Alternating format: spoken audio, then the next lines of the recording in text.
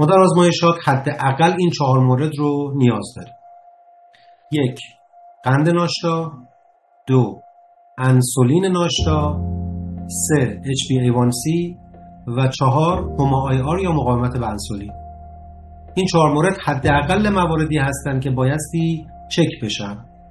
حالا دیگه ما مارکرهای خونی رو میبینیم، آنزیم‌های کبدی رو نگاه میکنیم، اگر افرادی که سابقه مصرف دارو دارن حتما دفیشنسی های بدنشون و کمبودها رو نگاه میکنیم، هوموسیستین نیاز هست بررسی بشه، پارامترهای ایمنی بایستی چک بشن و به هر حال مجموع عوامل بایستی مد نظر قرار بگیره تا اولا ما بگوییم یک فردی دیابت داره یا نه و ثانیاً اینی که بتوانیم بر اون مبنا پروتکل‌های کنترلی و درمانی در بیاریم، توصیه‌های لازم رو بکنیم، تجویزهای لازم رو بکنیم و اگر صرفاً شما یه قند خون میگیرید و مثلا میشه 130 140 150 این هیچ معنایی رو نمیده. حتی آزمایش دهانی تست قند خون هم وجود داره که حالا گاهی شرایطش فراهم نیست. یکی از به هر حال تستایی هست که گاهی اون هم مد نظر هست، البته بعد از خوردن یک مایع شیرین.